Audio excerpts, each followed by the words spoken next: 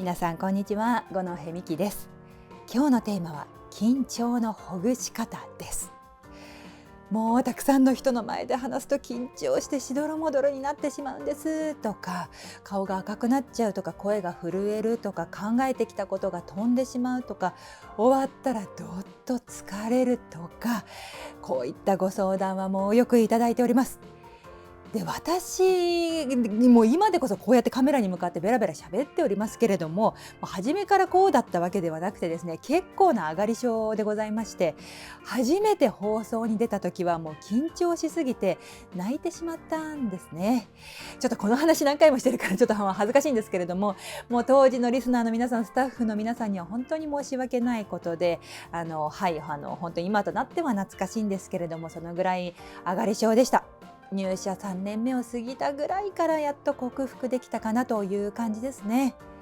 はい、で緊張のほぐし方をお伝えしていきます。一番の方法は成功体験だと思いますね。成功したというその体験が緊張をほぐしてくれる。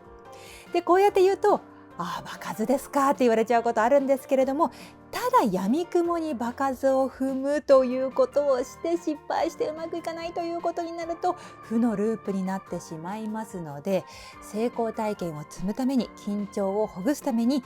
おすすめの方法3つのポイントに絞ってお伝えします。スピーチトレーニング。ポイントその1、一言一句用意する。しどろもどろになってしまうとか、考えてきたことが飛んでしまう、こういった方に特におすすめの方法です。原稿を一言一句用意する。これは悪いことなんかじゃないですね。人前で話すという時って、例えば会社を代表してプレゼンをするとか、保護者を代表して挨拶するとか、何かある程度言わなきゃいけないことっていうのがありますよね。それって自分自身から出てきた言葉だけじゃなくて、会社として大事にしている理念だったりとか、保護者みんなで決めたルールだったりとか、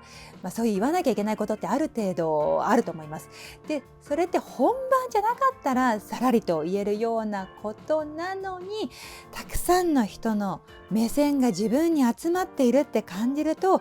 って飛んでしまうっていうことは起こるので、一言一句用意する。これはおすすめですね。でその一言一句の原稿を全部読まなくてもいいので、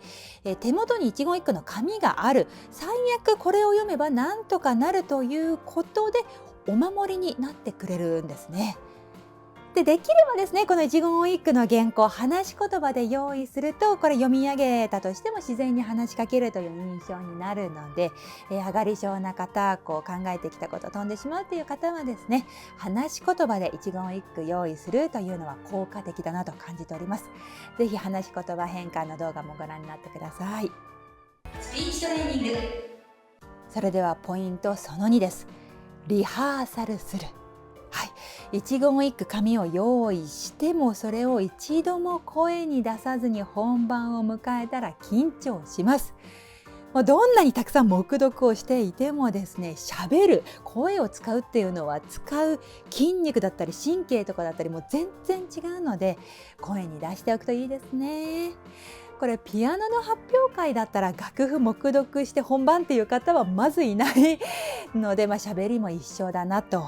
でピアノの発表会と違って先生がいないし、リハーサルの時間特に設定されてないっていうのが難しいんですけれども、会社のプレゼンテーションということだったら同僚の方に付き合ってもらうのもいいですし、一人でやるのもいいですね。前日の仕事にもうこの時間にやるんだというふうにスケジュール入れてしまって、ここで一人でリハーサル、いいと思います。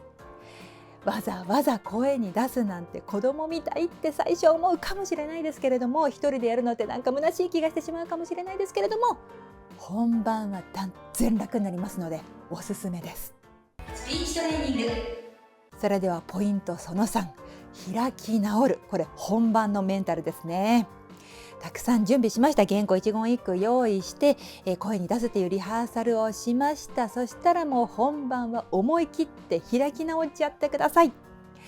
人前で話すっていう時にですね、会社の評価を下げちゃいけないとか、他の保護者の方に恥ずかしい思いさせちゃいけないとか、もうそういう失敗しないように、迷惑かけないようにみたいなことを考えていると、どんどん緊張してしまいますので、